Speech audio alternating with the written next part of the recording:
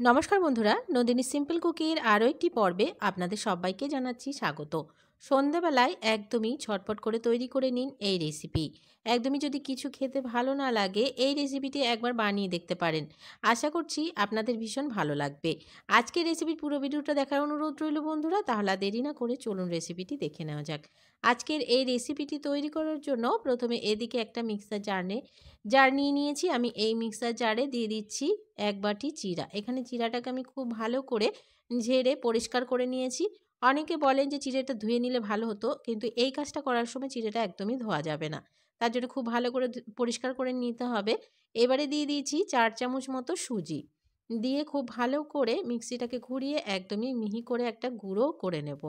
তো দেখুন বন্ধুরা, আমার গুঁড়ো করে নেওয়া হয়ে গেছে। আমি উঠিয়ে একটু দেখিয়ে দিচ্ছি। একদমই পাউডার না হলেও হবে।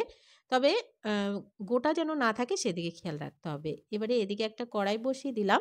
আর এই কড়াইতে দিয়ে দিচ্ছি ১ থেকে ২ চামচ মতো সাদা তেল। তেলটা একটু গরম হয়ে যাওয়া পর্যন্ত অপেক্ষা করব। তেলটা একটু গরম হয়ে গেলে এখানে দিয়ে দেব ১/২ চামচ গোটা জিরা। তারপরে দিয়ে দিচ্ছি ১ পিঞ্চ মতো জোয়ান।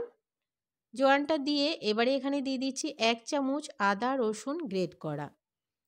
এই সমস্ত কিছুকে একটু ভেজে নিচ্ছি। আদা রসুনটা হালকা একটু ভেজে নিতে হবে, যেন কাঁচা গন্ধটা চলে যায়। আদা রসুনটা একটু ভেজে নেওয়া হয়ে গেলে এখানে দিয়ে দিচ্ছি পেঁয়াজ কুচি। এখানে আমি একটা পেঁয়াজকে একদমই ছোট, ছোট করে কেটে রেখেছিলাম।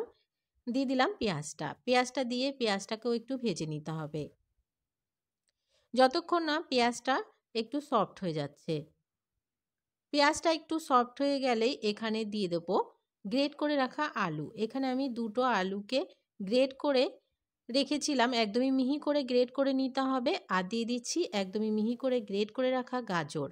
এই সমস্ত কিছুকে কিন্তু একদমই মিহি করে গ্রেট করতে হবে। আর যদি গ্রেটার না থাকে একদমই মিহি করে কুচি করে নিতে হবে। এবারে খুব ভালো করে সমস্ত কিছুকে একটু মিশিয়ে নিচ্ছি।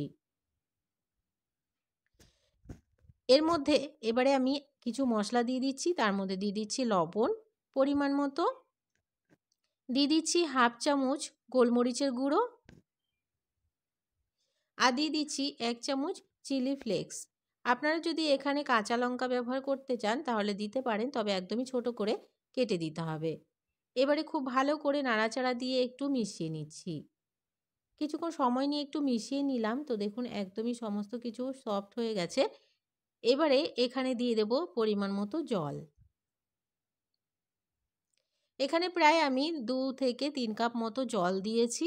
দিয়ে খুব ভালো করে একটু ফুটে ওঠা পর্যন্ত অপেক্ষা করতে হবে। একটু ফুটে উঠলে তাহলে এই যে আলু আর গাজরটা দিয়েছি ওগুলোও একদমই সফট হয়ে যাবে আরও। এবারে দেখুন জলটা কিন্তু ফুটে উঠেছে বন্ধুরা। এই পর্যায়ে আমি যে আগে থেকে চিড়া আর সুজিটা গুঁড়ো করে রেখেছিলাম সেটা এখানে মিশিয়ে দিলাম। দিয়ে গ্যাসের ফ্লেমটাকে লোতে রেখে খুব তাড়াতাড়ি এই কাজটাকে করে নিতে হবে। একদমই মিশিয়ে নিতে হবে, না হলে লাম্পস বেঁধে যাবে। এবারে দেখুন জলটা খুব তাড়াতাড়ি শুকিয়ে যাচ্ছে, সে কারণে খুব তাড়াতাড়ি একটু এই কাজটা করে নিতে হবে। এই পর্যায়ে এখানে আমি দিয়ে দিচ্ছি বেশ খানিকটা ধনেপাতা। ধনেপাতাটা দিয়ে আবারও খুব ভালো করে মিশিয়ে নেব। কিছুক্ষণ সময় নিয়ে আবারও খুব ভালো করে ধনেপাতাটাকে একটু মিশিয়ে নিচ্ছি।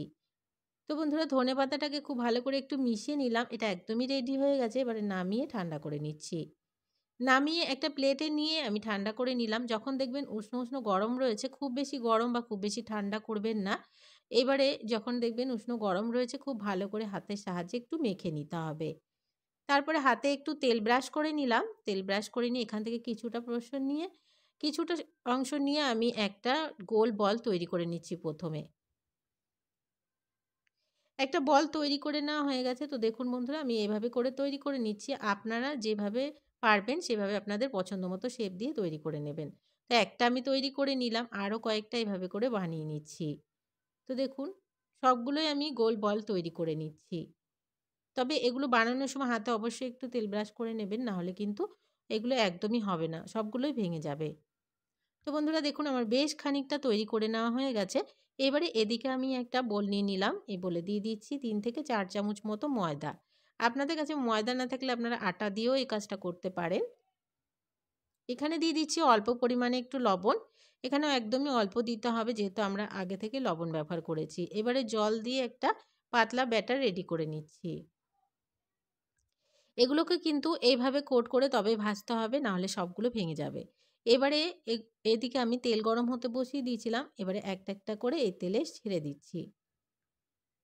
যে ব্যাটারটা আমরা রেডি করে রেখেছিলাম সেই ব্যাটারে একটা করে ডুবাবো আর এখানে ছেড়ে দেবো।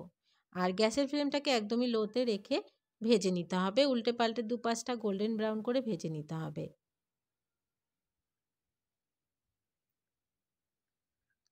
তো বন্ধুরা দেখুন ২-৫ টাকে আমি গোল্ডেন ব্রাউন করে আর ক্রিস্পি হওয়া পর্যন্ত ভেজে নিয়েছিলাম।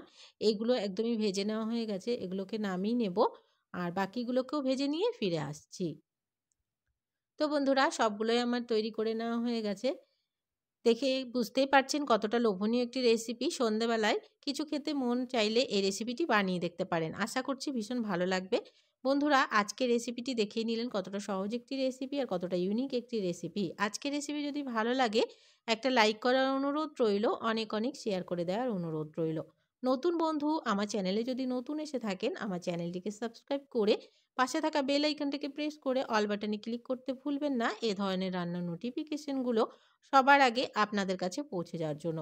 আর আজকের রেসিপিটি কেমন লাগলো কমেন্টস করে জানাতে কিন্তু ভুলবেন না। আজকের মতন এখানে শেষ করছি। দেখা হচ্ছে পরবর্তী রেসিপিতে। সবাই ভালো থাকবেন, সুস্থ থাকবেন।